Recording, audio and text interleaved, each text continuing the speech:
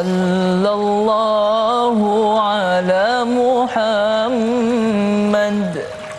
Sallallahu alaihi wasallam. Sallallahu ala Muhammad. Sallallahu alaihi wasallam. Ya Nabi salam alaika. Ya Rasul salam alaika. Ya Habib salam alaika. Salawatullah alaika. Sallallahu ala Muhammad. Sallallahu alaihi wasallam. Sallallahu ala Muhammad. Sallallahu alaihi wasallam. Ashraqal badru alaina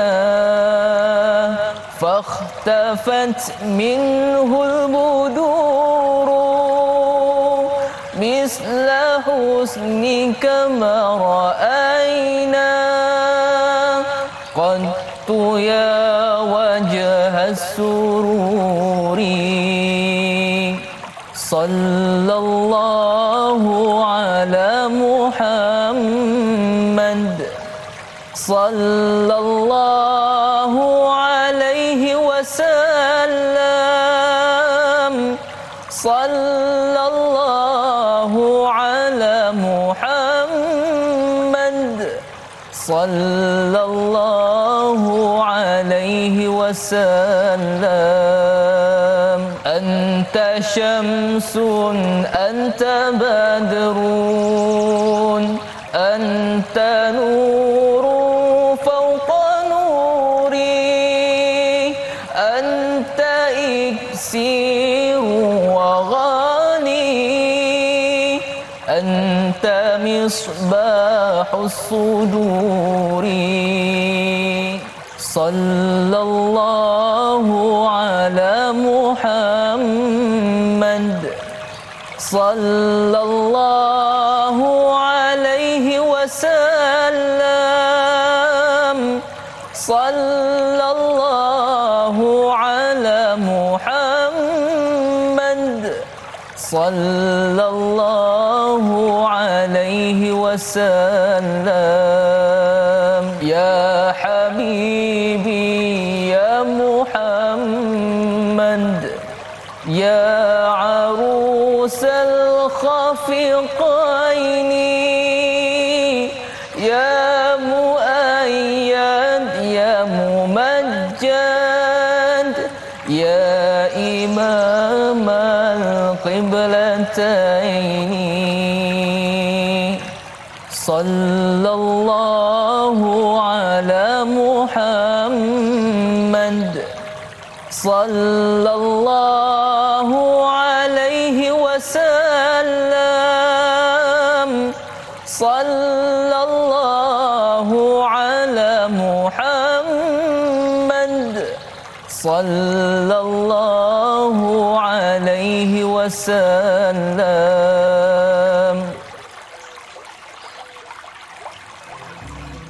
Assalamualaikum warahmatullahi wabarakatuh. Allahumma salli ala Sayyidina Muhammad wa ala ali Sayyidina Muhammad. Anda sedang menyaksikan secara langsung Tanyalah Ustaz. Biar tahu jangan keliru, membicarakan topik berkaitan bina generasi Al-Quran. Dan anda boleh menonton secara HD melalui www.tonton.com.my. Baiklah sidang pendengar keluarga besar Tanyalah Ustaz yang dikasihi sekalian. Hari ini bersama dengan saya Da'i Hakim, juga panel jemputan kita siapa lagi kalau bukan Al-Fadhil Ustaz Ya'qub Yusra yang akan bersama dengan kita bagi membicara tentang topik membina generasi Al-Quran. Bila kita menyebut tentang generasi Al-Quran, kita selalu didengarkan dengan generasi Z, generasi Y dan sebagainya, dan kita jarang didengarkan dengan generasi Al-Quran. Maka pada pagi ini kita nak menelusuri, kita nak mendalami apakah kaedah yang terbaik dalam kita nak menjadikan diri kita, ahli keluarga, sanak saudara sebagai generasi Al-Quran. Maka ayuh kita dengarkan mukaddimahnya untuk topik pada pagi ini berkaitan membina generasi Al-Quran. Tapi sebelum tu, kepada para penonton, ibu dan ayah sekalian, jangan lupa seperti biasa buat 3S. Yang pertama, ya betul, suka. Yang kedua, siapa. Dan yang ketiga, kita sebarkan juga kepada sahabat maupun keluarga kita yang lain agar sama-sama kita dapat menjadikan diri kita sebagai generasi Al-Quran. Maka ayuh kita dengarkan dahulu mukadimah pada pagi ini daripada Al-Fadhil Ustaz Ya'qub Yusra. Persilakan Ustaz. Bismillahirrahmanirrahim. Assalamualaikum warahmatullahi taala wabarakatuh. Alhamdulillah, nahmaduhu wa nasta'inuhu wa nastaghfiruh. Yang saya hormati dan kasihi kekanda saya Ustaz Da'i Hakim, insya-Allah yang semakin handsome saban hari. Tak apa amalan yang dimanfaatkan ni, subhanallah. Dilupakan semua rakan-rakan penonton adalah ustaz, biar tahu jangan keliru. Mudah-mudahan Allah memberikan keberkatan pada hari Sayyidul Ayyam ni, hari penghulu bagi sekian hari untuk kita semua, insya-Allah. Hadirin muslimin muslimat rahmati Allah, bila sebut tentang generasi Al-Quran, ini satu generasi yang kita impikan menjadi sebahagian daripada salah seorang daripadanya, kerana disebutkan di dalam hadis ini beratus-ratus hadis tentang kelebihan dan fadilat menjadi orang yang terlibat dengan Al-Quran. Sehingga kan baginda Nabi SAW menyebut dalam satu hadis di dalam kitab Syu'ab Al-Iman, berkaitan hadis riwayat Imam Baihaqi kedudukan pada 1865, kata Nabi SAW, afdalu ibadati ummati qiraatul Quran. Sebaik-baik amal ataupun sebaik ibadah pada umatku ni, kata Nabi SAW, adalah dengan membacakan qiraatul Quran, yakni membacakan dengan ayat-ayat Al-Quran. Ayat Al-Quran ni kalau menurut Al-Imam Syafi'i rahimahullah ta'ala, berkaitan isi dan kandungannya mengandungi 114 surah, mengandungi 30 juzuk, dan ada 1,027,000 huruf pada 30 juzuk tersebut. Dan pada setiap bahagian juzuk itu lebih kurang akan ada 32,333 daripada bahagian huruf. Banyaknya huruf-huruf yang disebutkan di dalam Al-Quran, dan bila kita khatam kan, walaupun bulan Ramadan kita main lawan tumpang seorang sikit kan, time orang baca kita lena, time kita baca pas button kat dia pula lena kan, tapi tak kisahlah, ala kulli hal. Bagaimana satu Al-Quran itu menurut Al-Imam Syafi'i rahimahullah ta'ala mengatakan bahawa ada 1,027,000 huruf, masya-Allah. Dan kelebihan dalam membaca Al-Quran ini bukanlah dengan dibacakan dengan satu ayat itu diberikan dengan satu pahala. Malah kata Nabi SAW, Imam Tirmizi, ini kata Nabi SAW, sesiapa yang membacakan satu huruf daripada ayat Al-Quran, maka baginya satu kebaikan, dan satu kebaikan itu menyamai dengan 10 daripada kelebihan ataupun pahala yang gandaan yang Allah Subhanahu Wa Taala ganjarkan. Dan tidaklah aku katakan alif lam mim itu adalah satu huruf, malah alif merupakan satu huruf, lam merupakan satu huruf, dan mim itu adalah merupakan satu huruf. Bahawa betapa pemurahnya Allah Subhanahu Wa Taala, Ar-Rahman dan Ar-Rahimnya Allah, dengan pembacaan Al-Quran itu Allah memberikan nilai tambah kebaikan yang sangat berganda-ganda. Maka ambillah ruang dan kesempatan, sesibuk mana pun tuan-tuan perempuan, anak papa Megah Holding tara mana pun kita, maka berusahalah sebaik mungkin untuk sentiasa menjadikan Al-Quran itu sebahagian daripada kehidupan kita, insya-Allah. Wallahu a'lam. Baik, jadi itu antara permulaan perbincangan kita berkaitan Al-Quran. Maka bacalah Al-Quran sebagai gudang pahala kita untuk kita menuainya di akhirat kelak. Kita nak terus meraihkan soalan pertama pagi ini dari Hana Wancik. Ayuh kita lihat soalannya bersama. Assalamualaikum Ustaz dan Da'i. Waalaikumsalam. Pada umur berapakah perlu diterapkan Al-Quran untuk bina generasi kini? Kerana sekarang lebih terdedah kepada media sosial tanpa sempadan yang amat membimbangkan. Mohon pencerahan Ustaz. Terima kasih. #biar tahu jangan keliru. Baik, terima kasih untuk soalan daripada Puan Hana Wanci. Saya kira-kira inilah seorang ibu yang amat mengharapkan yakni DNA Al-Quran itu terbentuk daripada anak beliau, termasuklah pada anak-anak kita, insya-Allah. Berkaitan pada umur berapakah perlu Al-Quran ini kita ajarkan, kita didik dalam kehidupan anak dan kehidupan kita sendirilah. Allahumma salli ala sayyidina. Kebetulan pada Sabtu yang lepas, saya sendiri anjurkan berkaitan ilmu parenting di masjid saya sendiri. Kita jemput seorang pakar terapi kanak-kanak, yakni Puan Mariam Jamadi daripada Selayang, diimport terus datang ke Kedah untuk bercerita tentang bagaimana ilmu parenting ini kepada ibu-ibu dan ayah. Lebih daripada 1000 orang yang datang, alhamdulillah. Bagaimana Puan Mariam disebut kata apa? Dia kata kita sedang mendepani zaman dadah moden, yakni dengan gadget. Dadah moden ini yang kalau picek urin ni tak sangkut. Dia tak macam ganja, ais, ketum, cokoroy, semua ni dia tak sama.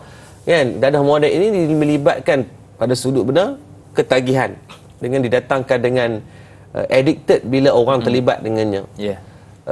Dan dia kata pada umur berapakah kesesuaian dari segi orang nak ataupun anak ini nak diberikan dengan gadget. Maka dia kata pada umur 18 bulan ke bawah sepatutnya kosong dari segi penggunaan gadget. Kosong jam. Kejut kita dengar. Dia kata tidak membantu dari segi pembelajaran kanak-kanak sangat, sebab kartun-kartun yang terlalu banyak motion dan pergerakan membuatkan budak akan sangat susah untuk dia belajar. Sebab dia banyak sangat pergerakan. Macam kita dah nak belajar alif bata, terlalu laju sangat membuatkan sensor kita ni tak dapat nak ikut sama. Itu yang pertama.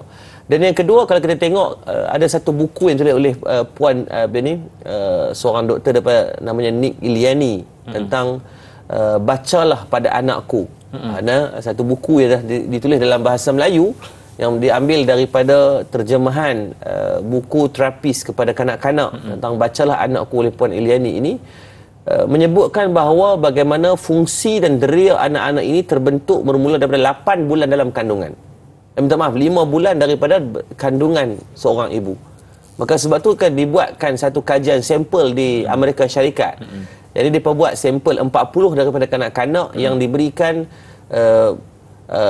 daripada kalangan mak yang banyak membaca, dan sebahagian daripada 40 itu yang mak-mak jenis malas jenis penyegan ni kan, atau apa nak rajin baca ini. Maka apabila baby yang dikeluarkan daripada kandungan daripada mak yang membaca dan tidak membaca ini mempunyai daya respon yang berbeza-beza. Maksudnya daripada kajian itu menunjukkan dari segi dominan daripada dapatan kajian pada kanak-kanak yang mak ayah mak khususnya banyak membaca pada seawal 5 bulan itu dalam kandungan, memberikan satu deria rangsangan yang beza pada kanak-kanak. Maksudnya justru kalau kita tengok pada umur berapakah pada anak itu yang telah dilahirkan itu dengan Al-Quran, maka sebelum dilahirkan, masya-Allah, maka ada riwayat menceritakan bagaimana Al-Imam Syafi'i rahimahullah taala itu bagaimana ibunya sangat banyak membaca ketika mana mengandungkan Al-Imam Syafi'i rahimahullah taala. Maka kakak-kakak ibu-ibu yang sedang mungkin mengandung sekarang, ayah jangan duk pegang perut sangat, sensitif. Ibu-ibu yang mungkin sedang mengandung, maka memperbanyakkanlah kalian menyantuni Al-Quran. Paling common, paling cayam, kalau tak boleh nak baca pun sekurang-kurangnya banyakkan dengan mendengar. Betul. Banyaklah dengar lagu apa ni, hak merapu kan, Blackpink ke apa kan, jenuh hak ganak keluar lagi lagi. Maka pada umur berapa yang sesuai, insya-Allah saya akan kongsikan selepas kita bernafas seketika dengan kita rehat dengan banyakkan beristighfar kepada Allah, insya-Allah. Baik, kita nak beristighfar seketika, teruskan bersama dengan kami selepas ini dalam Tanyalah Ustaz, biar tahu jangan keliru.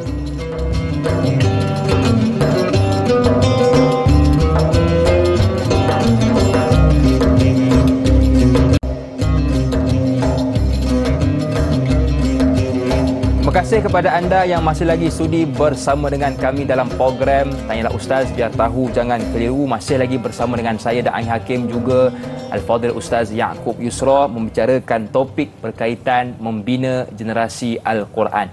Baik, tadi satu soalan yang ditanyakan oleh Hana Wancik tentang berapakah umur yang terbaik untuk kita terapkan Al-Quran kepada anak kita. Silakan Ustaz. Baik, tadi dari segi dalam kandungan itu dah perlu diajar. Betul. Dan pada umur berapakah effectiveness ataupun baik pada anak ini untuk mempelajari ilmu Al-Quran, maka pada tahun 2018 ketika kematian almarhum Ustaz Murtada, sebab beliau arwah abang saya ni balik daripada Indonesia pergi ziarah Syekh Somad di Riau, Indonesia. Waktu dia nak balik tu accident, meninggal. Maka guru kepada Syekh Somad tu datang ziarah pada seminggu selepas kematian almarhum Ustaz Murtada. Dan ketika guru kepada Syekh Somad datang, dia memang ada pesantren yang agak besar, ada lebih kurang 1000 orang pelajar di sana. Masya-Allah. Di antara satu manhaj yang dibina ataupun silibus yang dibuat dalam pendidikan Al-Quran di tempat beliau, bukanlah hanya dia melahirkan, mencetak hafiz Quran daripada kalangan orang yang belasan tahun, malah ada beberapa orang pelajar yang berumur 3 ke 6 tahun yang telah pun berjaya menghafal 30 juzuk. Masya-Allah. Ada seorang paling awal dia kata umur 4 tahun, 4 tahun. dengan hanya memanfaatkan pada sistem audio. Budak ni tak boleh baca Al-Quran, Ustaz. Dia tak boleh baca, tetapi dia hanya boleh mendengar dan dia recall hafalan itu dengan digitalkan dalam otak dia ni, dengan dalam memori, dengan mendengar. Dan pada 2019 ketika tu anak saya yang sulung berumur 4 ke 5 tahun pun saya cuba menggunakan sistem yang diajarkan, yakni dengan sistem audio. Banyakkan mendengarkan kepada telinga anak. Alhamdulillah anak saya boleh, walaupun belum boleh membaca, tapi dia boleh menghafal juzuk 30 hanya dengan mendengar. Jadi macam ni, itu maksudnya pada anak-anak yang umur 3 tahun tu kita dah boleh dedahkan beliau dengan memperbanyakkan dengar pada ayat Al-Quran. Contoh duduklah kereta, janganlah dengar radio pelik-pelik kan.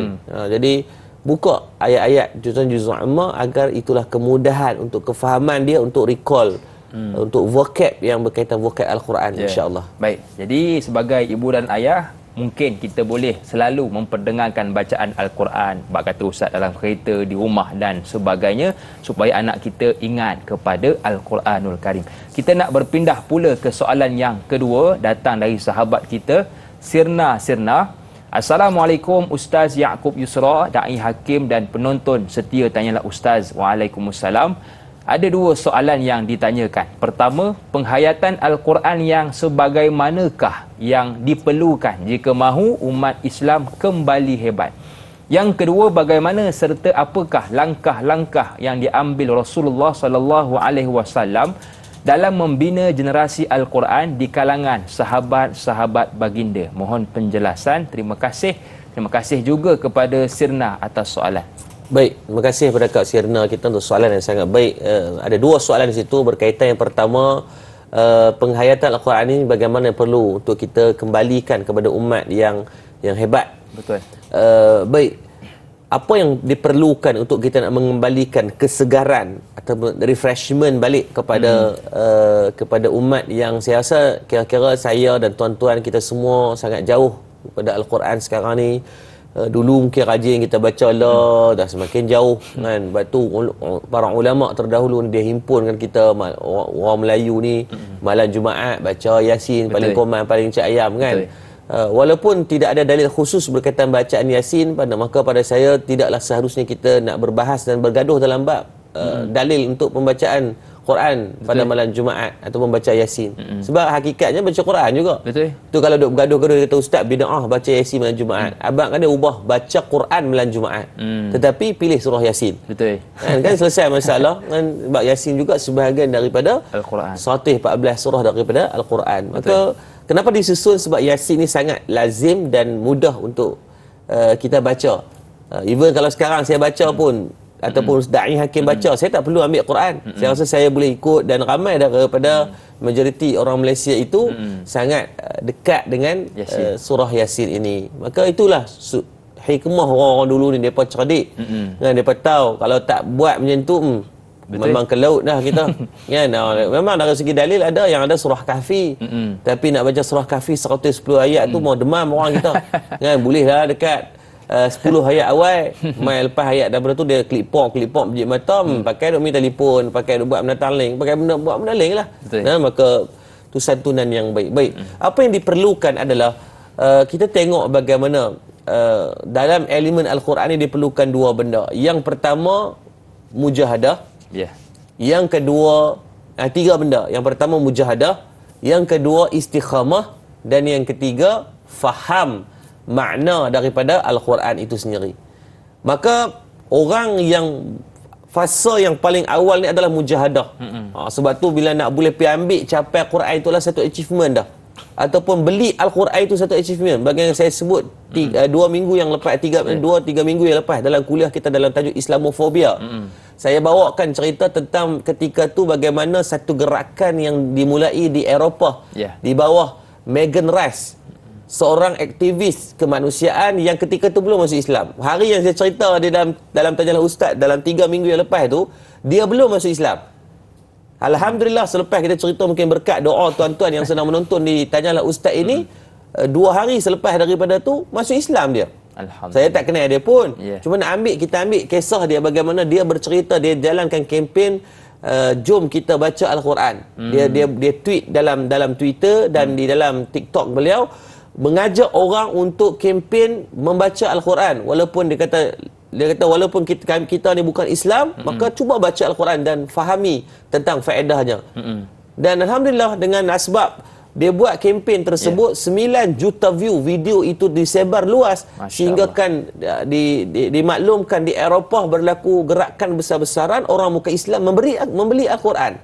Itu gerakan yang pertama yang diwujudkan. Itu mujahadah.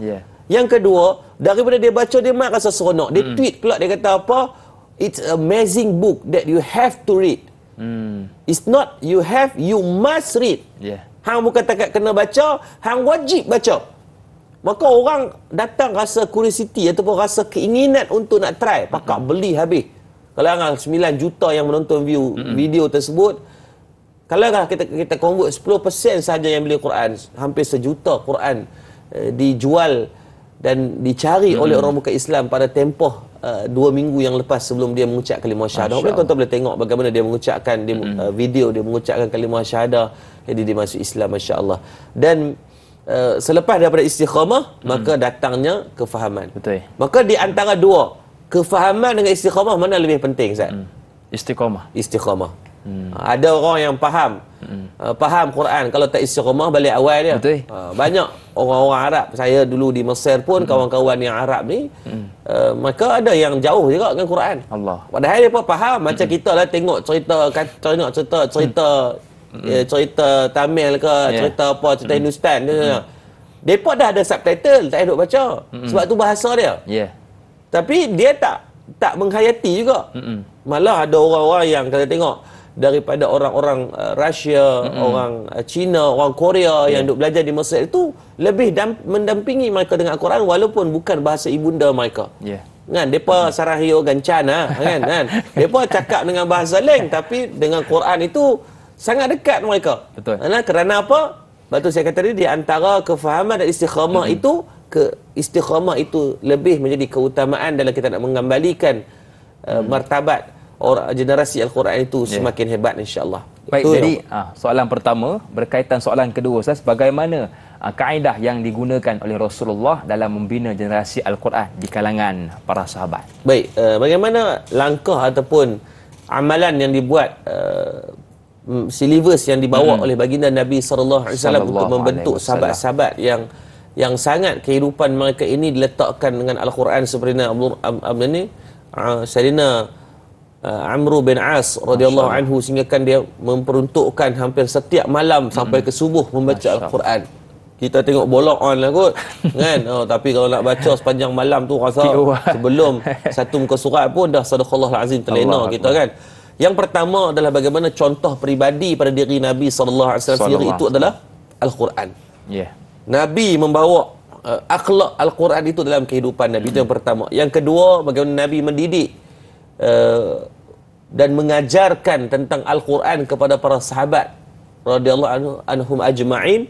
Maka Nabi yang direct ajarkan mereka. Nabi belajar daripada mana? Daripada direct pada malaikat Jibril alaihi salam. Sebab tu kalau kita belajar ilmu berkaitan sanad Al-Quran, sanad Al-Quran macam saya mengambil sanad itu secara bacaan terus daripada guru saya Syekh Saiful Rijal Al-Azhari daripada Mesir. Daripada Syekh Saiful Rijal itu pula dia mengambil daripada berkata an tu macam saya tak silap saya lapisan yang ke-30. Jarak macam tu. Jauh lah nak abang kata kan. Diambil pada tahun 2014. Saya tengoklah sijil itu sampai sanad tauliah dia tu Ustaz. Dia sampai an tu sampailah pada Nabi sallallahu alaihi wasallam yang kedua dan yang satunya kepada an Jibril alaihi salam. Masya-Allah. Maksudnya itu sanad tak terputuslah, dijaga dengan begitu baik dan sempurna. Yang ketiga, apa yang dibuat adalah Nabi mewujudkan yang ini halaqah pengajian. Bukan hanya mendidik para sahabat tentang kepentingan Al-Quran, malah Nabi mewujudkan halaqah-halaqah Quran. Sebab tu di masjid-masjid jangan sepikan daripada halaqah Quran. Jawatan kuasa masjid harus memastikan wujudnya halaqah Al-Quran dalam masjid-masjid itu. Macam kami di masjid kami bahagikan kelas untuk budak-budak, kelas untuk remaja, kelas untuk dewasa, kelas untuk orang tua-tua. Ni kita wujudkan kelas khas untuk maknya. Maksudnya maknya ni alhamdulillah depa duk main lah 3-40 orang duk main mengaji ni, tak apa kita buat kelas khas untuk depa.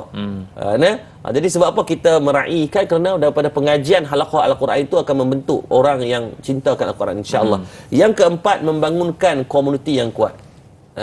Daripada ada halaqah ada komuniti. Yang kelima, dorongan untuk hafal Quran. Dorongan hafal Quran ni Nabi dorong sahabat ketika selepas berlakunya perang Uhud. Ini banyak sahabat-sahabat yang menghafal Quran yang syahid dan syuhada, maka dirongkan Quran. Dan yang terakhir, bagaimana Nabi SAW sangat menghargai orang-orang yang menghafal Al-Quran sehingga akan diberikan pengiktirafan yang tinggi, disebutkan oleh baginda Nabi SAW. Maka 6 langkah-langkah ini moga dapat kita terapkan dalam kehidupan, dalam anak-anak kita. Mudah-mudahan itulah satu kebaikan bersama insya-Allah. Insya-Allah. Baik, jadi banyak perkara yang boleh kita lakukan, antaranya wujudkan halaqah di kalangan ahli keluarga kita. Baik, kita nak bertasbih seketika, teruskan bersama dengan kami selepas ini dalam Tanyalah Ustaz, biar tahu jangan keliru.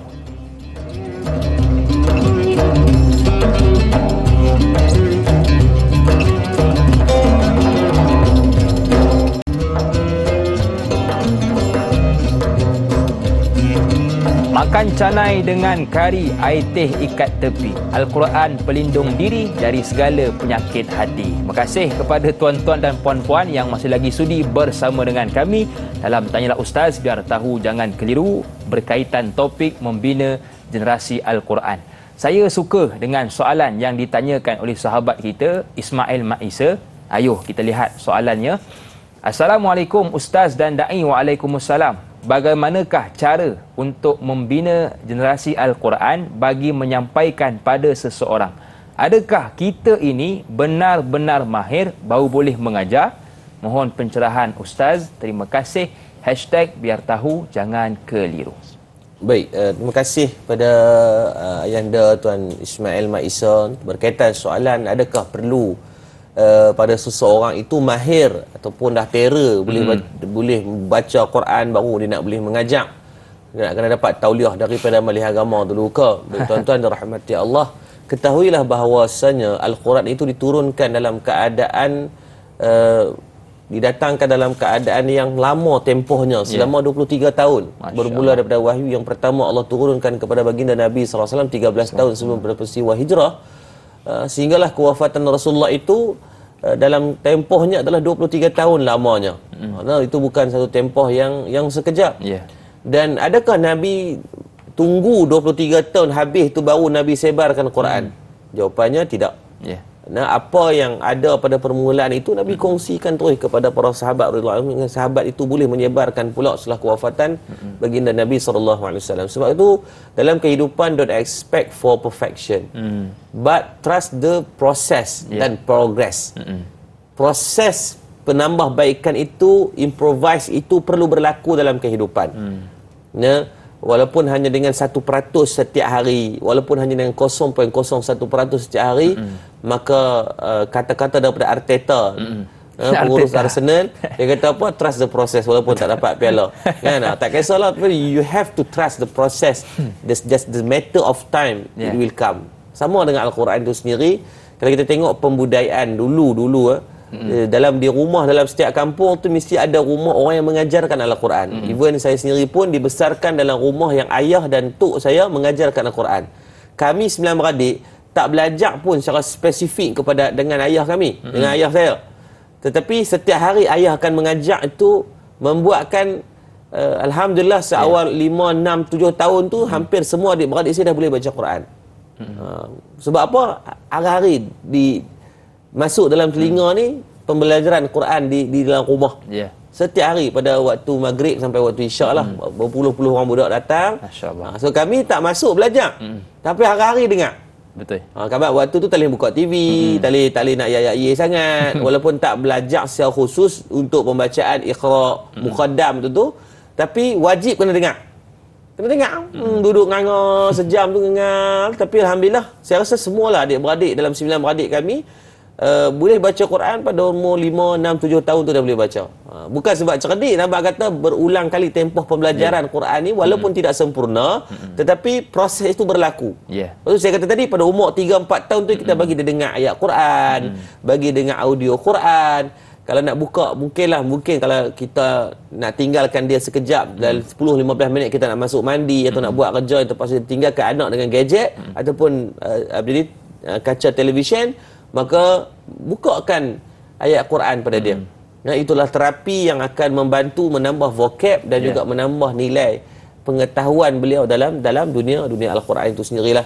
Maka sebab tu pada saya jangan menanti kesempurnaan, kerana kita adalah manusia yang serba kekurangan. Maka percayalah kepada proses dan progres itu, insya-Allah itulah yang kita harapkan untuk kita improve setiap hari, mudah-mudahan. Betul. Jadi apa yang kita ada, kita tahu, cuba kita kongsikan juga kepada orang lain. Macam contoh live pada pagi ini, apa yang kita dengar, apa yang kita tahu, kita sebarkan juga melalui tekan share di Facebook Tanyalah Ustaz. Baik, kita nak beralih ke soalan Faizal bin Ahmad. Menarik soalan yang ditanyakan. Assalamualaikum. Waalaikumsalam. Seseorang yang sekadar boleh membaca dan menghafaz Al-Quran namun tidak memahami maknanya dan hanya mengamalkan sebahagian kecil dari segala apa yang ada dalam kitab suci Al-Quran, adakah boleh digelar generasi Al-Quran? Hashtag biar tahu jangan keliru. Terima kasih kepada Tuan Faizal atas soalan. Baik, terima kasih kepada Abang Faizal bin Ahmad berkaitan soalan seorang yang sekadar boleh baca dan hafal Quran namun dia tak faham makna dan hanya diamalkan sikit-sikit daripada apa yang dia baca dan dia faham tadi. Harus kita ketahui bahawasanya janganlah kita meletakkan objektif dalam kehidupan untuk kita baca Quran ini hanya semata-mata nak termasuk dalam generasi dengan term generasi Al-Quran tadi, ataupun hafal Quran ni semata-mata nak menjadi golongan yang digelar sebagai hafiz Al-Quran. Jangan diletakkan tu sebagai objektif, tetapi letakkan keutamaan as a benchmark dalam diri kita ini. Pandulah diri kita agar berusaha kita dekatkan diri dengan Al-Quran ini sebagai taqarrub ila Allah, sebagai wasilah untuk kita dekat dengan Allah, kerana itu adalah surat cinta yang Allah turunkan kepada kita semua melalui baginda Nabi sallallahu alaihi wasallam sebagai rasul yang menerima mukjizat terakhir ini.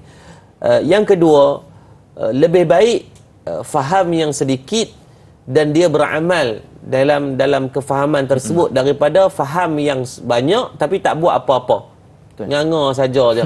Macam kata tadilah, dia faham tapi tak buat apa, tak ambil apa-apa tindakan, maka itu adalah pilihan yang dia buat, adalah choice yang ditentukan. Macam kita lah faham pagi ni sebar benda baik dapat pahala, tapi kedekut tidur masin kita tak sebar-sebar juga. Saya rasa Ustaz dah ulang 2-3 kali dah kan, walaupun tuan-tuan share sampai 10 kali sekalipun, tidak ada kelebihan pada saya dengan Ustaz Hakim, tak menambah pun duit dalam akaun kita semua, tuan-tuan dan saya. Tetapi bukankah dengan kita menyebarkan kebaikan itu adalah tanda isyarat kita nak kepada pahala di sisi Allah Subhanahu wa taala. Nabi kata barang siapa yang menyebarkan satu kebaikan dan orang lain ikut, orang lain dengar, orang lain ambil manfaat, maka kita akan dapat pahala tersebut tanpa mengurangi sikit pun pahala yang kita tunjukkan kepada orang ramai. Maka buat, kita usahakan. Dan kita harus ingat satu benda, version 1 is better than version none. Maksudnya orang yang mula buat satu, dia tadi dia amalkan benda yang sedikit, yang kecil, yang satu benda yang walaupun hal biasa-biasa ni lebih baik daripada orang yang tak buat apa-apa. Allah. Walaupun dengan hanya satu usaha. Maka benda yang paling mustahak sekarang adalah bila kita nak mula. Bukan persoalan banyak mana kita nak mula. Bila kita nak mula. Kerana your first step menentukan kejayaan kamu yang besar. Betul. But you must and you have to start your move first. Mulakan daripada sekarang. Ambil capai Quran, baca Alif Lam Mim. Satu ayat tak apa. Sad, Nun, Ta. Baca walaupun satu dua ayat, balas dulu. Bukan satu dua ayat, satu dua huruf pun tak apa. Masya-Allah. Bismillahirrahmanirrahim. Nun. Sadaqallahul azim. Tak apa. Daripada tak mula langsung. Betul. Di Terengganu ada satu masjid, Masjid Buluh Gading. Di Kuala Terengganu, yang memang pada setiap bulan Ramadan dah berpuluh tahun masjid itu mengamalkan satu rakaat, satu ayat baca. Masya-Allah. Satu ayat. Yasin lah. Contoh memang Bismillahirrahmanirrahim. Yasin. Allahu Akbar. Makmum belakang maknanya ni, tempoi. Ni baru pukul 9.30 boleh balik. Kan? Bila tanya Tok Imam dia orang yang alim. Dia ni Datuk Dr. Mastura ni dia adalah guru kepada permaisuri di apa ni untuk Sultan Terengganu. Bukan kaleng-kaleng, bukan biasa-biasa.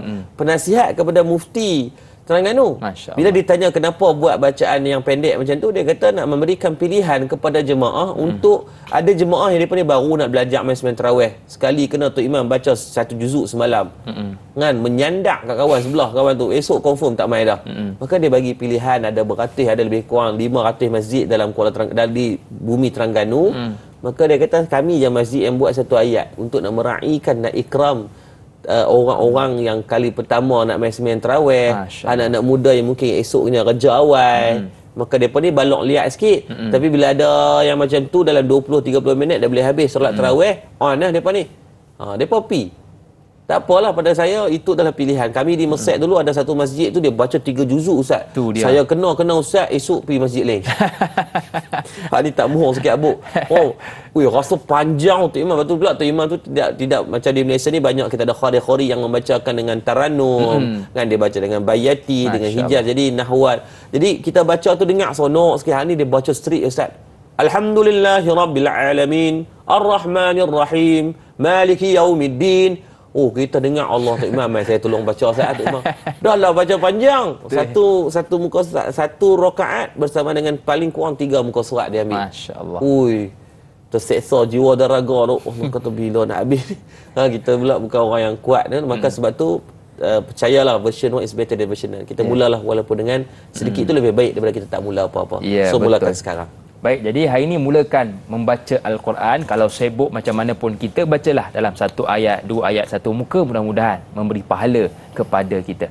Saya tertarik dengan soalan yang seterusnya daripada Anna Karnina. Sahabat kita bertanya, Assalamualaikum Ustaz dan Da'i. Waalaikumsalam. Adakah anak-anak yang berdampingkan diri dengan Al-Quran dipermudahkan segala urusan kerana Al-Quran adalah landasan yang lurus sebagai panduan hidup? Yang kedua, adakah generasi yang mencintai Al-Quran mempunyai akhlak yang mantap? Mohon penjelasan Ustaz. #biar tahu, jangan keliru. Baik, terima kasih pada Puan Anna Karnina. Nama canggih macam orang Rusia. InsyaAllah. Ada 2 soalan di situ ditanya. Yang pertama, adakah anak-anak yang mendampingkan diri dengan Al-Quran ini dipermudahkan segala urusan kerana Al-Quran itu adalah landasan yang lurus dalam kehidupan. Betul. Panduan dalam kehidupan kita. Maka yang menjawab ini adalah Allah Subhanahu Wa Taala dalam Al-Quran dalam surah Muhammad ayat 7. Allah dah jawab siap dah pada kita. Mafhumnya kata Allah Subhanahu Wa Taala, kata Allah, wahai orang-orang yang beriman, ya ayyuhallazina amanu, jika kamu menolong agama Allah, nescaya Dia akan menolongmu dan meneguhkan kedudukanmu. Allah dah janji dah. The moment kita duduk pada landasan, yakni landasan yang Allah redha, yang Allah suka, maka nescaya Allah lah yang akan memimpin tangan kita. Dan bukan takat memimpin, malah memberikan kekuatan, yakni kata Allah, dan meneguhkan kedudukanmu. Sebab tu dalam kehidupan ni kita jangan minta diangkat ujian ataupun jauh daripada ujian, tetapi mintalah kepada Allah agar Allah memberikan kekuatan untuk menghadapi ujian yang Allah nak bagi. Sebab no point kita lari daripada masalah. Sebab dalam kehidupan kita sentiasa akan ada masalah. Betul. Kan dulu sebelum kahwin masalah nak gewe. Kan dah nak pasangan sedih tengok kawan tu kan menyilang tangan makan kat restoran kan, straw kongsi kan, tiba-tiba kita forever alone kan. Ambil gambar minta orang tolong ambil tangan sendiri. Nak buat macam tu, lepas tu buatlah teknik sikit. Abang kata keluar dengan markah. Tu tekanan. Lepas berkahwin ada pula ujian yang lain. Mungkin ujian anak-anak. Mula-mula tak dapat anak, macam-macam lah ketiak, tongkat motor habis try. Lepas dapat anak, Allah bagi pula ujian anak nakal. Lepas anak nakal, dia proses tu senasa masalah tu akan ada, tapi Allah janjikan fa inna ma'al usri yusra. Setiap pada masalah akan ada penyelesaian. Jadi ambillah dalil daripada ayat yang ke-7 surah Muhammad itu, jaminan Allah akan mudahkan urusan. Bersabit pada soalan yang pertama. Yang kedua, adakah generasi mencintai Al-Quran mempunyai akhlak yang mantap? Sudah pasti. Allah sebutkan bagaimana Aisyah radhiyallahu anha mengatakan pada para sahabat tanya kepada Aisyah, bagaimanakah akhlak Nabi sallallahu alaihi wasallam? Maka kata Aisyah, kana khuluquhu Quran. Masya-Allah. Nabi sallallahu alaihi wasallam itu akhlak baginda Nabi adalah Al-Quran. Rasulullah itulah Al-Quran bergerak. Sudah pastilah pada siapa yang melazimi dan mengamalkan Al-Quran dalam kehidupannya itu adalah sebaik-baik akhlak. Kerana itulah akhlak yang dibawa oleh baginda Nabi SAW. Malah disebutkan para ulama yang dikatakan baginda itu beradab dengan Al-Quran, berakhlak dengan akhlak Al-Quran. Apa yang Al-Quran puji, baginda akan meredai. Dan apa yang Al-Quran benci, maka akan dicela oleh baginda Nabi SAW. Maksudnya apa yang Al-Quran tak suka, Nabi akan orang yang paling benci dalam perbuatan maksiat tersebut.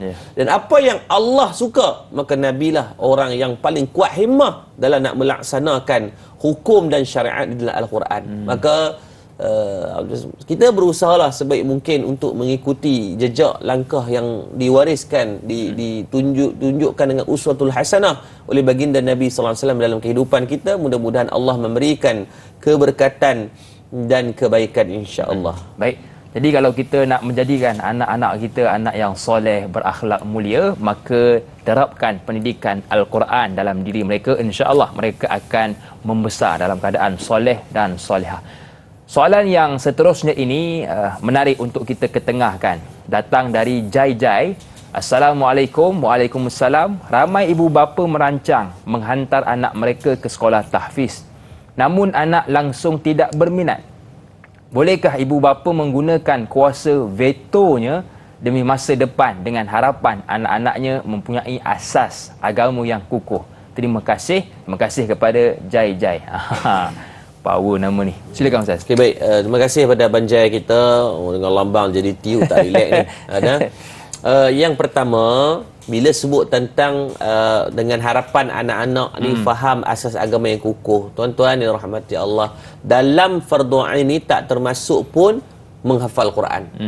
Maksudnya ilmu fardu ain tu asas kepada agama, tidak ada kewajipan menghafal Al-Quran, melainkan kewajipan boleh membaca Al-Quran dengan baik. Ini ilmu tajwid, belajar sikit agar boleh baca dengan senonoh sikit, tidak kepala ekor dengung, tak ada makhraj huruf ke laut, segi sebutan dan masalah.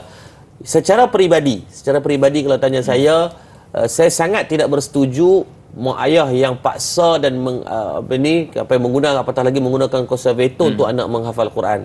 Dan secara peribadi juga, berdasarkan pengalaman saya daripada umur 6-7 tahun, Allah izinkan ayah saya hantar di sekolah agama yang memfokuskan kepada hafalan Al-Quran. Kita berurusan sendirilah. Kalau budak-budak yang masuk sebab mak ayah paksa ni, apatah lagi dia dalam keadaan yang dah buat macam-macam masalah, tiba-tiba mak ayah dia paksa dia, sangat susah nak lekat untuk hafal Quran dalam keadaan dia bebai. Sebab dia tak ada passion. Macam anak kita lah buka aliran sains, tiba-tiba tuan-tuan paksa dia untuk jadi doktor, dia stres hidup dia. In the end tuan-tuan dia akan buat perangai, dia akan ambil attention guru itu dengan masalah dalam yang dia create. Sebab apa? Dia nakkan kepada dia craving, dia berkehendak kepada perhatian yang hang tak bagi, ni hang dah buat aku benda yang aku tak suka, maka dia akan melempas dengan cara yang lain. Sebab tu kalau di ma'had kami, di ma'had saya sendiri, syarat yang kita letakkan untuk kemasukan pelajar adalah wajib budak tu sendiri yang nak hafal Quran. Maka sebab tu kita buat test selama seminggu online. Bulan 12 ni akan ada lah. Ramai orang duk tanya kan nak masuk kan. Bulan 12 ni ada. Kita buat seminggu secara online dan seminggu secara offline. Daripada online tu tengok dia attitude dia. Kalau dia tak masuk kelas online, tak masuk, tak hantar kerja rumah, tak hantar hafalan dia, maksudnya dia tak berkeinginan. Kalau ada budak ni memang dia pulung sungguh. Betul. So daripada beribu-ribu tu kita filter dengan cara tu yang pertama. Yang kedua, bila dia layak daripada online, baru kita bawa kepada offline. Offline ni dia main tempat kita. Biasanya kita akan ada buat camp seminggu untuk teknik, attitude. Kita nak tengok macam mana dari segi IQ, EQ, emotional control, dari segi diri dia. Jadi kat situlah. Jadi kalau tanya peribadi, saya tak setujulah. Pengalaman dan tengok budak-budak yang kena paksa mak ayah ni susah nak lekat pada mereka. Sebab tu mak ayah kena reda dan anak pun kena reda untuk menghafal Quran kalau di tempat kita. Dan last, tuan-tuan, daripada nak paksa anak guna konservator, why not tuan-tuan guna konservator, paksa diri. Sebab kita kan ketua keluarga, sepatutnya kita lah yang menghafal Quran. Ni paksa anak bukan main, tuan-tuan dah ulang qul huwallahu dalam sembahyang. Maka betulkan yang tu, mudah-mudahan Allah memberikan kebaikan pada kita semua. InsyaAllah. Baik, kita nak bertakbir seketika. Teruskan bersama dengan kami dalam Tanyalah Ustaz. Biar tahu, jangan keliru.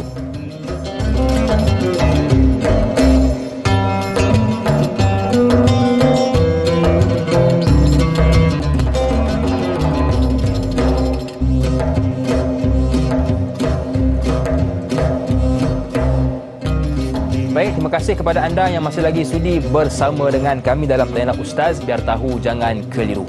Bila kita membicarakan tentang madat, antara kelebihannya adalah menyediakan satu teknik hafalan Al-Quran yang mudah dan berkesan yang telah digunakan sejak beberapa tahun yang lalu dan berjaya melahirkan hufaz celik Al-Quran dalam tempoh masa yang sangat singkat. Mungkin Ustaz boleh kongsikan kepada kami. Baik, Alhamdulillah, kalau di Ma'had Integrasi Madat lah sendiri, kita sendiri mengamalkan sistem karantina tahfiz yang kita ambil.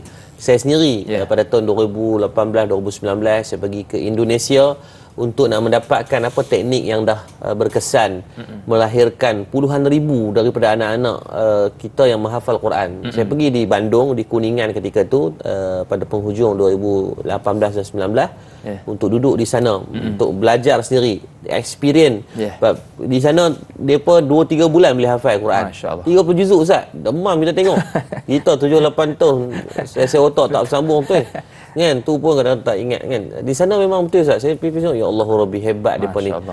Ketika saya pergi tu 2018 Ustaz, karantina tahfiz dah melahirkan lebih daripada 20,000 hafizul Quran. Masya-Allah. Dan waktu saya balik daripada sana, saya mungkin waktu tu saya rasa okey, boleh hafal sehari sejuzuk tu kalau betul-betul fokus. Boleh hafal. Mungkin ketika tu saya rasa umur saya waktu tu mungkin muda lagi, 20-an lah waktu tu, 5 tahun 6 tahun yang lepas ni umur saya baru 27-28. Saya rasa mungkin sebab tu kot saya boleh mudah diingat. Kemudian saya bawa ayah saya, abang saya, mak dengan adik. 2019 saya datang lagi ke Indonesia, bawa mereka pula. Waktu bawa mereka tu, alhamdulillah, ayah saya ketika tu berumur 63 tahun. Mak saya berumur 60, betul-betul tahun dia pencen. Pergi ke sana, berjaya juga hafal. Ayah saya duduk 3-4 hari, dapat 1-2 juzuk Quran. Hafalan. Adik saya dapat 5 juzuk dalam tempoh 9 hari. Abang pun dapat lebih kurang 7-8 juzuk. Jadi, bila kita tengok, lapisan masyarakat 60-70, even kita tengok rekod dalam di karantina tahfiz ni, umur 70 lebih pun boleh hafizkan hafalan Quran dalam tempoh 2 bulan. Maka di situlah kita buat kerjasama MOU dengan karantina tahfiz. Kita datangkan mereka di sini untuk buat khusus untuk ajarkan muhafiz ataupun guru-guru kita. Sebab pada saya, tolonglah, saya merayu sangat pada siapa pengusaha-pengusaha yang membangunkan madrasah ataupun pondok ataupun tahfiz, janganlah buat try and error. Kan? Kamu tak rugi masa, yang rugi masa budak-budak. Betul. Maka carilah silibus-silibus yang ada. Kita di Malaysia ni ada Deobandi, kita ada sistem-sistem daripada Indonesia, daripada Thailand, daripada Malaysia sendiri pun banyak tahfiz-tahfiz yang dah terbukti pun melahirkan ramai ni, daripada Darul Quran, daripada akademi-akademi Al-Quran yang ada ni. Maka pilah belajar. Dapatkan silibus-silibus ini untuk diterapkan dalam manhaj ataupun susunan pengajian, silibus pengajian kita. Jangan duk buat palatau apa ni, ambil masa sampai setahun 2 tahun hanya nak membina manhaj di tempat kita sendiri. Sebab kita bukan nak jual secret recipe punya menu. Kita bukan nak buat kek yang kita nak menu kita je tahu. Pada saya, Al-Quran ni ilmu yang perlu kita kongsikan secara kolektif, berjemaah, agar lebih ramai orang yang mendapat manfaat dan kebaikan. Maka Alhamdulillah daripada itulah pelajar-pelajar kita, saya rasa hampir 90% dalam tempoh kurang 2 tahun berjaya menghabiskan hafalan 30 juzuk Al-Quran dengan target, insya-Allah. Masya-Allah. Baik Ustaz, kalau kita melihat Madat itu sendiri dalam peranan merangka penuh hala tuju anak-anak tahfiz kita untuk menjadi seorang hufaz yang profesional. Jadi ini satu usaha yang sangat baik. Cuma kita difahamkan juga masih lagi ada kos untuk menambah baik kepada Madat itu sendiri. Mungkin penonton boleh menyumbang, tapi bagaimana Ustaz? Baik, kita sebab tu saya letakkan target menghafal Quran ni bukan nak jadi ustaz. Lepas tu alhamdulillah lah, daripada 40 orang pelajar kami, kalau kita tengok setiap dapat pelajar itu kita ada career path mereka. Kita akan tanya mereka apa mereka nak jadi ni kan. Kita ada test yang kita buat, yang test untuk kerjaya punya test. Mereka ni dominan kepada minat nak jadi apa. Sebab dulu kalau zaman sekolah kita, kalau tulis biodata, yang paling famous nak jadi doktor. Betul. Kan? Padahal saya nak jadi doktor, saya cek.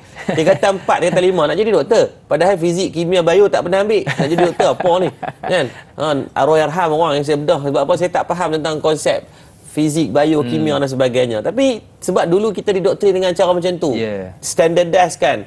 Allah SWT kalau tak apa nak pandai sangat, maka dia mungkin nak jadi pensyarah, nak jadi, padahal pensyarah tu orang yang perlu, orang kena ada education yang tinggi, orang kena ada IQ yang tinggi. Sebab nak mengajak orang apa kalau kita pun cak ayam. Tapi itulah cara ini. Maka sebab tu pada pelajar ni kita tanya tu, mereka ni nak jadi apa. Lepas tu majoriti pelajar saya di tahfiz kita ni bukan nak jadi ustaz pun. Nak jadi, ada pilot, ada yang dah pergi ke khusus untuk architecture sekarang, yang budak yang dah 4 tahun dengan kita. Ada yang sekarang tengah di UTM untuk engineering, civil. Dan ada yang duduk di Yaman, ada yang merata lah. Maksudnya kita tak spesifikkan hafal Quran jadi ustaz. Pada saya nak melahirkan golongan penghafal Al-Quran ni yang duduk dalam teknokrat, engineer, doktor, pakar bedah, pakar teknologi, pakar IT ke, tak kisah. Itu yang pertama. Dan kenapa perlukan bantuan orang ramai? Sebab kita sangat memerlukan ni, disebabkan sekarang ni permohonan, Ustaz, permohonan ni saya tak mohon untuk tahun 2023 sahaja, awal tahun hari itu ada sekitar 6,000 permohonan nak masuk. Masya-Allah. Yang kita mampu ambil cuma 15 orang. 15 orang? Rasa huduh Ustaz. Lepas tu kita tak pernah mengeluarkan apa-apa iklan pengambilan pelajar disebabkan yang pending ni terlalu ramai. Jadi kalau kita tengah siapkan bangunan, tuan-tuan tengok ada gambar yang kita tunjuk tu, bangunan tu dah naik pun, tengok yang gambar yang tertera tu ni, dah naik tingkat 2 dah. Dah naik tingkat 2 dah. Bukan sembang kari ni, bukan sembang gajah terbang. Jadi bila dah jalan ni pun saya dah habiskan kos hampir, saya rasa hampir 1 juta, hampir 2 juta dah ni. Jadi untuk minggu ni sangat berhajat kepada sekitar RM80,000. RM80,000 tu kita nak bayar kepada kita dah masuk tingkat 2 punya lantai, punya konkrit, punya beam tu. Jadi of course lah saya perlu bayar kepada kontraktor. Sebab dia pun buat kerja tak relax, tak cuti langsung. Kalau siap bangunan ni Ustaz, insya-Allah kita boleh ada 100 ke 200 orang penambahan pelajar untuk sesi 2024. So lega lah sikit, at least tak adalah hudu sangat 10-15 orang ni. Jadi pengajian 100% percuma, tidak ada satu sen pun bayaran kita charge. Dan tuan-tuan, saya lalukan pagi ni 80,000, kita cuma perlukan 800 yang menonton. Yang duk menonton di FB kita ada lebih kurang 1,000 orang lebih. Masya-Allah. Kalau 1,000 orang lebih ni pakat-pakat menyumbang, settle lah masalah kita untuk minggu ni lah. Minggu depan kita fikir kemudian, jangan duk kalut lagi. Kita fokus yang 80,000 tu lah. Jadi kita buat acara kolektif bersama-sama. Dan siapa yang menyumbang, tuan-tuan, ada e-book khas berkaitan teknik hafalan Al-Quran yang kita dah tulis, kita akan bagi secara percuma pada tuan-tuan. Ambil lah buku tu sebagai kebaikan, sebagai tanda win-win situation. Tuan-tuan tolong derma dan kita pulangkan dengan buku. Teknik tu tak relax tuan-tuan. Tuan-tuan boleh hafal kat rumah Ini memang dah kita tak ada resepi-resepi yang rahsia, kita bagikan semua kepada tuan-tuan. Bukan takat buku e-book untuk hafalan Quran, malah ada 80 e-book yang lain. Berguling-guling baca tak habis. Jadi ambillah manfaat, tumpang pahala saya, tumpang pahala tuan-tuan. Saya pun malam pukul 12 duduk dekat Sungai Petani lagi, habis forum pukul 3 bertolak mai sini, terus mengajar terpeleot tadi mata tak apa nak clear sangat. Jadi sebab apa nak tumpang pahala tu. Kita lahirkan generasi Quran, mungkin atas usaha tuan-tuan hari ini daripada generasi kita kemudian golongan pencinta Al-Quran. Saya doakan agar anak-anak tuan-tuan jadi. Ayo sama-sama kita membantu dalam pembangunan Madad itu sendiri. Baiklah, tuan-tuan dan puan-puan, kita nak berehat seketika. Teruskan bersama dengan kami selepas ini dalam Tanya Ustaz, biar tahu jangan keliru.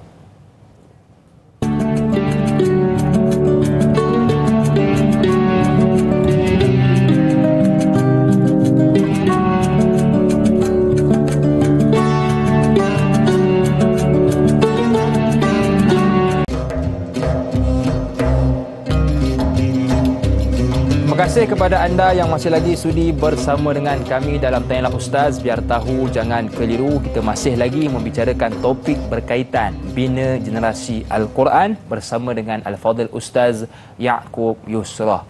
Kita nak terus mengambil soalan dari sahabat kita Johara Abu Bakar. Assalamualaikum Ustaz YY dan Da'i. Waalaikumsalam. Apakah nasihat Ustaz kepada sesetengah ibu bapa yang mempunyai anak OKU seperti Down Syndrome dan autism yang terlepas pandang untuk mendedahkan pengetahuan Al-Quran kepada anak mereka? Adakah anak-anak OKU ni juga berhak untuk membaca Al-Quran? Terima kasih Ustaz. Terima kasih juga kepada Johara atas soalan. Baik, terima kasih pada Kak Johara kita. Ini manusia kiriman Tuhan ni, masya-Allah, tu soalan yang sangat baik. Berkaitan hak yang perlu kita berikan kepada anak-anak yang khususnya Allah uji dengan kelainan upaya OKU, yang seperti masalah dimensionkan tadi, dua lah, sindrom Down dan juga autism. Yang pertama, kita kena faham dari segi hukum, yang sabit kepada sindrom Down dan juga autism ini, mereka tidak ulul ahlam wa nuha. Mereka tidak cukup dari segi kewarasan akalnya. Maka orang yang tidak cukup, yang tidak baligh, tak waras akal, yang tak merdeka dan bukan beragama Islam itu, mereka tidak tertaklif dengan syariat. Maksud mereka ni bukan mukallaf, maka tak tertaklif dengan syariat. Baik, kena faham dulu apa makna mukallaf. Mukallaf ni dalam Islam merujuk kepada orang yang telah mencapai tahap kebertanggungjawaban syariah dan menjadi kewajipan untuk mematuhi perintah dan larangan dalam Islam. Kena semayang, bila bulan Ramadan kena puasa, bila cukup haul kena zakat. Dia kena jagalah. Bila keluarnya air mani kena mandi wajib. Bila berak kencing kena basuh, kalau tak boleh kena istinja. Betul, dia mainlah hukum-hukum tu datang ketika mana dah baligh dan berakal dan orang yang merdeka. Baik, macam orang sindrom Down dengan autism, mereka tidak ada kewarasan akal yang sempurna macam kita yang normal ni. Maka sebab tu dikategorikan mereka dengan OKU. Maka sebab tu kena buat pengesahan. Kalau doktor sahkan, pakar ataupun pakar-pakar yang terlibat dalam bidang kanak-kanak ini mengesahkan mereka ini adanya sindrom Down. Jadi biasanya dari segi tahap pembelajaran dia, penerimaan, even di kelas, di sekolah pun mereka ni akan diasingkan, ada kelas khas. Bukan nak double standard. Sebab mereka tak boleh follow dengan sistem pendidikan yang biasa. Kalau mereka masuk kelas, kesian kat mereka. Jadi tidak menjadi kewajipan lah untuk mereka ini belajar ataupun memahami Al-Quran. Cukuplah sekadar kita banyakkan dengar pada dia. Macam saya sendiri pun daripada ahli keluarga saya ada seorang yang autism. Lahir dalam keadaan normal tapi kena demam panas. Adik ipar saya lah. Jadi tapi walaupun macam tu, dia ada ketika waktu dia main tak apa nak okey lah, tapi kalau okey. Even dia ni kalau pengajian di masjid, hari-hari dia akan pergi. Masya Allah. Sebab alhamdulillah didikan daripada mertua dan ahli keluarga ni bawa dia ke arah tu. Kemudian kalau dia setiap hari dia tak akan tinggalkan solat jemaah. Masya Allah. Setiap hari. Even waktu dia tarik pun dia akan bangun, dia akan just semayang. Kan contoh dia tarik kan. Dia lepas tu dia elok dia sembahyang. Masya-Allah. Lepas tu dia sembahyang, dia tak ingat kan apa yang berlaku. Maka dia tidak tertaklif dengan syariat. Cuma perbuatan baik dia itu baiklah dia buat. Orang macam ni memang syurga dah untuk depa ni. Cuma kita nak jaga bagi elok lah. Lepas tu tanggungjawab yang lebih utama adalah mendidik dia cara nak jaga diri setelah kita tak ada. Itu pada saya jadi keutamaan. How to survive without parent ataupun guardian yang ada dengan dia. Sebab mak ayah ni kita akan menua, secara adatnya kita akan mati melalui dia mungkin. Maka yang kita kesian, saya sendiri pun banyak kes-kes yang kita terpaksa jaga. Bila mak ayah dah mati, anak-anak OKU ni dibiarkan, tak ada penjagaan, dan rumah-rumah pengambilan untuk mereka duduk pun tak banyak di Malaysia yang ada. Jadi pada saya lebih baik ajarkan dia cara nak survive dan sustain dalam kehidupan, berbanding ini untuk nak apatah lagi suruh dia hafal Quran. Kesian kat dia. Itu bukan kewajipan lah pada dia. Adapun kita dedahkan tu benda sangat baik, insya-Allah. Ustaz, hari ni kita ada di kalangan ibu bapa yang menyuruh anaknya membaca, menghafal Al-Quran, tapi bab kata Ustaz, dia sendiri tidak membaca ataupun mendekati Al-Quran. Seperti yang ditanyakan oleh sahabat kita Siti Nurbayah. Assalamualaikum dan selamat pagi kepada Ustaz, Da'i dan kru. Tanyalah Ustaz. Waalaikumsalam. Adakah jika ibu bapa itu sendiri tidak membaca Al-Quran tetapi ingin membina dan menyuruh anak-anak mereka supaya membaca dan belajar ilmu Al-Quran, akan terlepas dari pertanyaan Allah tentang bab menuntut ilmu itu, kerana ia bukanlah sesuatu yang mudah untuk anak-anak turuti, kerana mungkin bagi mereka ia bosan dan mereka sendiri melihat ibu bapanya tidak membaca Al-Quran ketika di dalam rumah. Yang kedua, adakah untuk mendekati ilmu Al-Quran itu memerlukan hidayah Allah, dan bagaimana pula untuk membina dan mencapai niat yang betul-betul ikhlas di dalam diri itu untuk belajar ilmu Al-Quran yang suci murni itu? Mohon pencerahan Ustaz. Terima kasih kepada Siti Nurbayah atas soalan.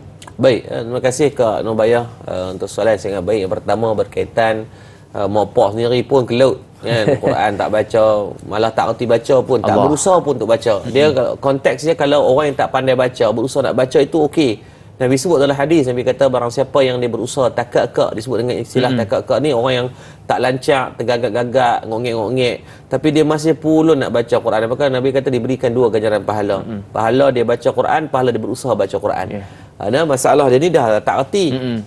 Lepas tu tak berusaha pun nak bagi reti. Biarlah orang mungkin nangoi kan. Biarlah jadi tak faham situlah sampai ketua. Jadi pada saya, bila suruh anak itu adalah satu episod yang berbeza. Adapun tanggungjawab diri sendiri itu, kata Imam Al-Ghazali rahimahullah, wajib kita selesaikan dalam soal fardu ain, disebut dalam kitab Ihya Ulumuddin, yang ini dalam bab kendiri ilmu kita sendiri. Yang pertama kena selesaikan ilmu fardu ain. Boleh rujuk dalam mazhab Syafi'i dalam kitab Safinatun Najah. Yang kedua, ilmu untuk kita boleh baca Quran dengan betul. Bukan nak suruh baca macam khori-khori kita pun kan, bukan nak suruh baca dengan lagu Bayati. Tak. Beda boleh baca bagi elok senonoh ya. Ni sampai kepala ekor baris pun atas bawah ke mana kan, sebutan huruf Alhamdulillahi Rabbil Alamin. Nun pun tak erti beza dengan mim. Ar-Rahmanir Rahim patutnya dikepik mulut kan, mim. Tapi dibaca dengan huruf nun. Maka dingangakan. Sira dibaca dengan sa.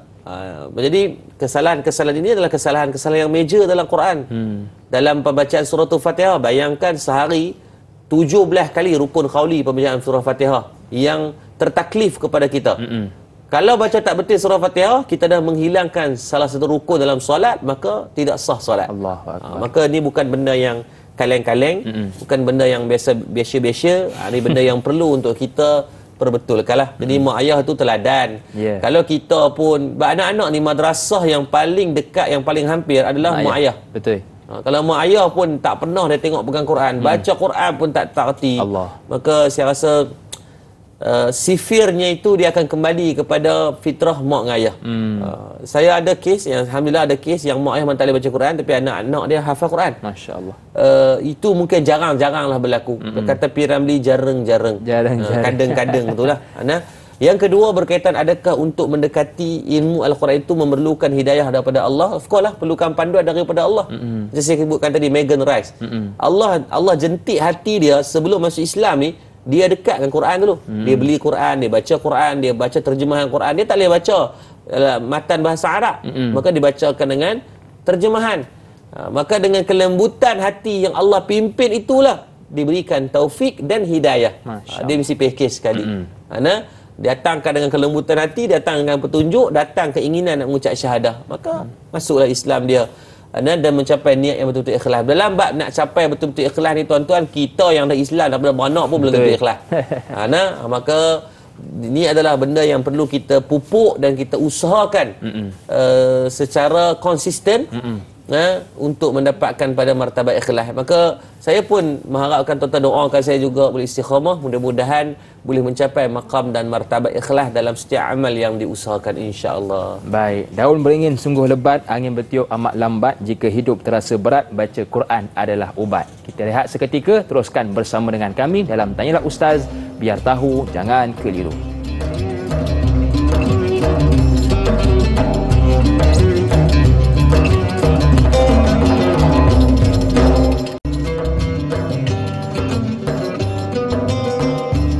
Kembali bersua dalam Tanyalah Ustaz, biar tahu jangan keliru. Terima kasih atas kesetiaan anda hingga saat ini bersama dengan kami, dan kita masih lagi membicarakan topik bina generasi Al-Quran. Jom kita terus meraihkan soalan-soalan dari sahabat kita. Kali ini pula datangnya dari Abdul Karim Sufian.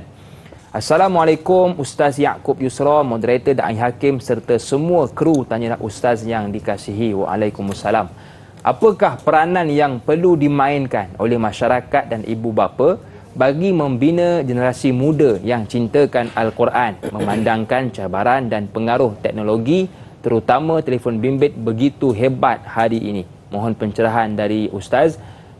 #biar tahu jangan keliru. Baik. Terima kasih pada kekanda Tuan Abdul Karim Sufian untuk soalan macam mana nak membina apakah peranan masyarakat dan ibu bapa dalam bab ni. Saya rasa mendepani dengan isu yang semua berhadapan. Saya sendiri pun takut. Yang pertama untuk diri sendiri, yang kedua untuk anak-anak saya, kan? Maka saya rasa dalam nak mendepani isu ini, maka haruslah kolektif secara bersama, ataupun kita harus complementary, saling melengkapi dalam nak memastikan apa jua teknologi, apa jua ruang, apa jua fasiliti yang ada itu dapat kita manfaatkan untuk pembangunan membina generasi Al-Quran ini. Even saya, pada saya, kalaulah peranan Masjid Surau yang ada di Malaysia ini ada 23,000, masya-Allah, secara total lah Masjid Surau di bawah pendaftaran Jabatan Agama Islam Jakim Kedah, di mana Jakim Kedah pula dah, Malaysia. Ada lebih kurang 23,000 ini. Kalaulah semua memainkan peranan, kita akan secure banyak anak-anak yang tak tercicir daripada ilmu Quran. Betul. Tapi kena kolektif lah. Tak ada kepentingan apa-apa. Tak ada nak tunjuk hang pandai, tak nak tunjuk hang paling hebat. Tak ada nak, bukan anugerah yang kita ligan. Tapi kita nak kepada fokus, kita nak betulkan apa yang ternak, yang dah rosak, yang berlaku ni. Dalam bab ni juga, macam kalau kami di masjid kami, kita wujudkan geng budak masjid. Wujudkanlah anything agar kita participate kan penglibatan mereka dalam gerakan islah ataupun membaiki ini. Wujudkan win-win situation agar mereka ni tak cemui. Contohnya macam kami buat tempat memanah, buat tempat berkuda, buat bilik gaming sikit. Belilah benda-benda ataupun masjid yang ada ruang tanah yang besar, buat tempat futsal.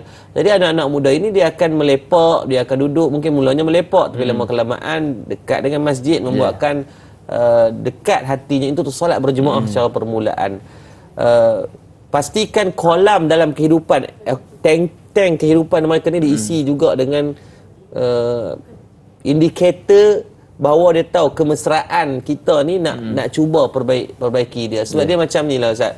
Dalam bila diri anak-anak yang ada antivirus ni, dia macam dengan telefon, dengan laptop lah.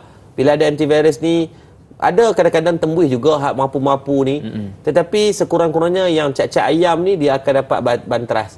Ataupun kalau dia dah terlajak, insya-Allah dengan berkat Quran, dengan berkat didikan, dia akan patah balik. Betul. Banyak orang yang dia tersalah pilih jalan, tetapi dia cepat-cepat boleh recover. Sebab apa? Adanya antivirus tadi. Tapi kalau tak ada langsung antivirus yang diinstal dalam diri, bimbang-bimbang the moment one dia salah pilih jalan, maka selama-lamanya dia akan salah. Yang ni yang kita takut. Jadi pada saya tidak ada penyelesaian secara one man performance ataupun individual punya action. Yang ada adalah secara kolektif, we have to integrate within all the community, daripada masyarakat, mak ayah, cikgu, dia secara kolektif. Daripada itu dia akan membentuk satu syllabus pembentukan sasiah yang sangat baik kepada anak-anak ni, insya-Allah. Baik, jadi sama-sama kita menjaga anak kita, bermula ibu bapa di rumah dan juga ahli jemaah di masjid, untuk memastikan anak ataupun masyarakat kita sentiasa dijaga oleh agama. Kita nak berpindah kepada soalan Intan Zurina Abdul Razak. Assalamualaikum Ustaz, da'i dan warga. Tanyalah Ustaz. Waalaikumsalam. Anak saya adalah salah seorang calon SPM 2023. Mohon Ustaz titip kata-kata semangat dan nasihat buat semua calon-calon SPM tahun ini, terutama dari sudut mendampingi Al-Quran selain daripada buku teks dan nota pelajaran. Terima kasih. Terima kasih juga kepada Intan atas soalan.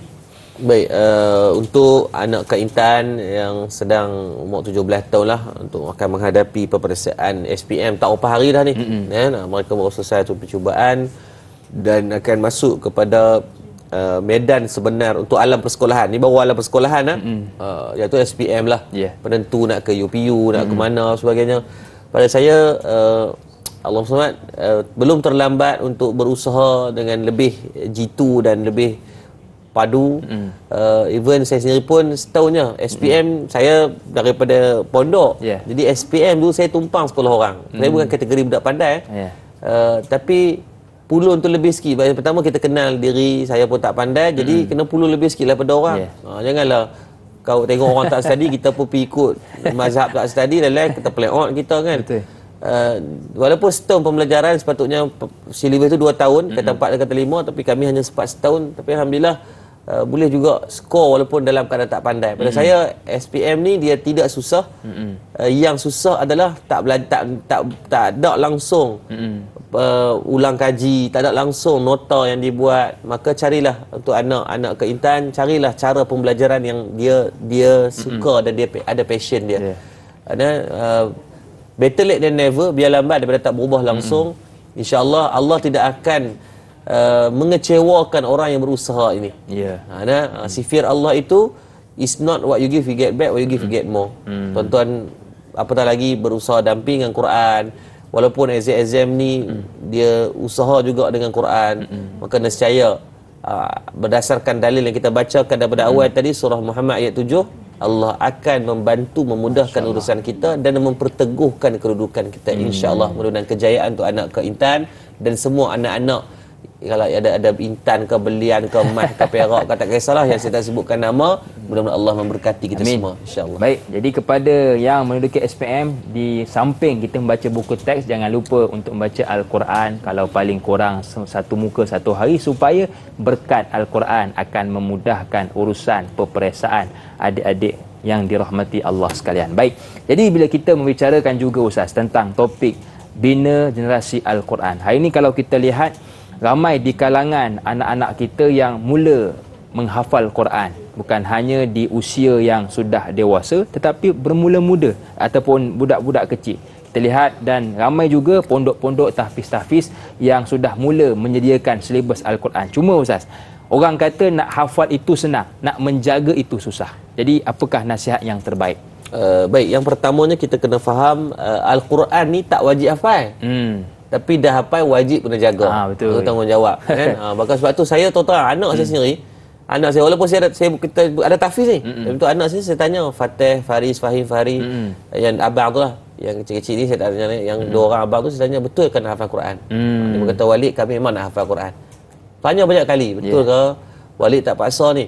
Dia kata kami nak hafal Quran. Maka barulah saya Dulu dia duduk kelas sekolah kluster lah, alhamdulillah sekolah kluster, sekolah kebangsaan Ibrahim di Sungai Petani, itu sekolah yang berpotensi tinggi. Agak dapat masuk dengan izin Allah melalui jalan interview.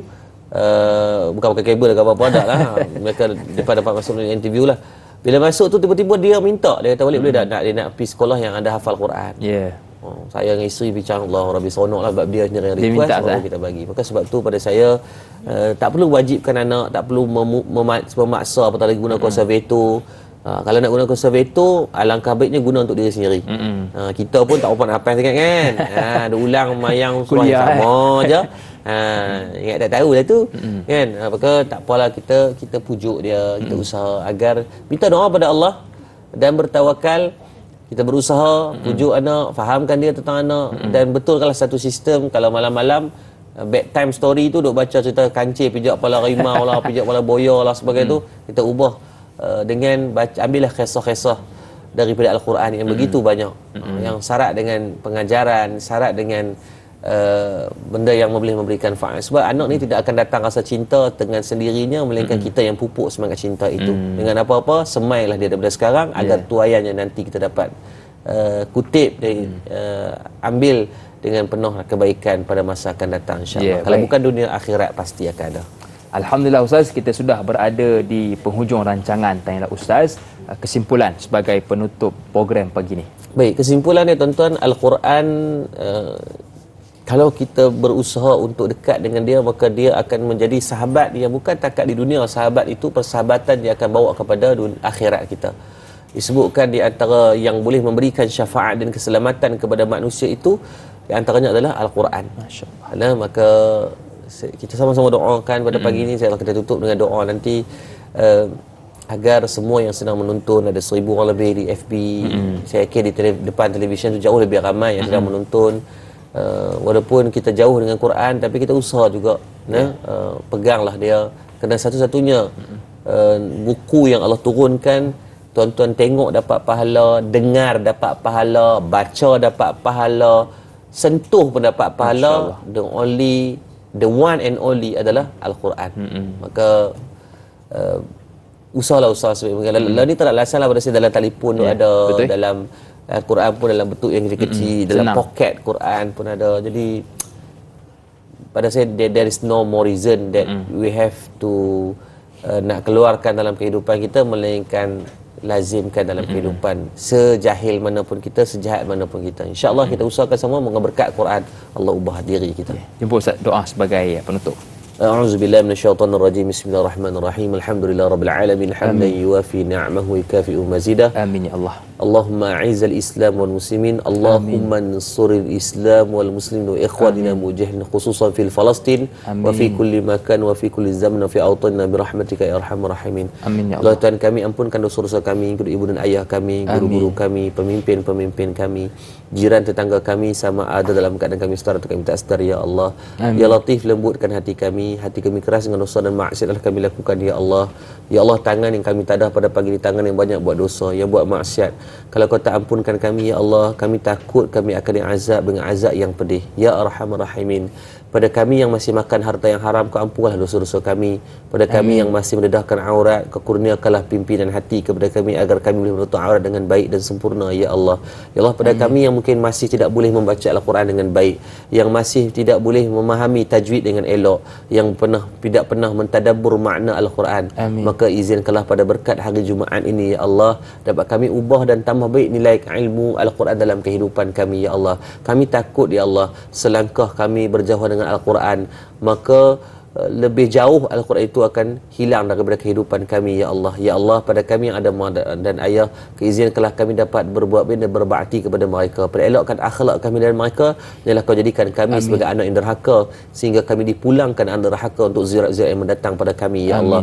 Ya Allah, sebelah keselamatan dan kesejahteraan dan kemenangan kepada umat Islam khususnya di bumi Gaza dan Palestin ya Allah. Ya Allah, saban hari ya Allah, hari ini hari kedua dalam genjatan senjata dipersetujui ya Allah, maka berilah kemenangan kepada mereka, kekuatan kepada keluarga-keluarga yang lebih daripada jutaan yang menjadi pelarian hari ini, hilang tempat tinggal dan rumah perlindungan pada mereka ya Allah. Amin. Kami malu ya Allah kalau kami boleh berselesa tanpa kami bersolidariti untuk bersama dengan sahabat-sahabat kami di bumi Palestin ya Allah. Letakkan jiwa kami, raga kami, harta benda kami, doa kami tidak pernah gugur kepada saudara-saudara kami di sana ya Allah, dan seluruh umat Islam di seluruh dunia yang sedang dizalimi ya Allah. Rabbana atina fid dunya hasanah wa fil akhirati hasanah wa qina adzabannar wa sallallahu ala sayyidina Muhammad walhamdulillahi rabbil alamin. Taqabbalallahu minkum minna wa minkum taqabbal ya karim. Terima kasih kepada ustaz yang sudi bersama dengan kita. Ayuh tuan-tuan, jadikan Quran sebagai sahabat. Jikalau Quran sudah di bibir, insya-Allah hidup tidak terpinggir. Jikalau Quran sudah di dada, insya-Allah hidup tidak sengsara. Jikalau Quran jadi pegangan, insya-Allah hidup sentiasa aman. Akhir kata, senyum nampak gigi, rezeki jumpa lagi. Assalamualaikum warahmatullahi wabarakatuh.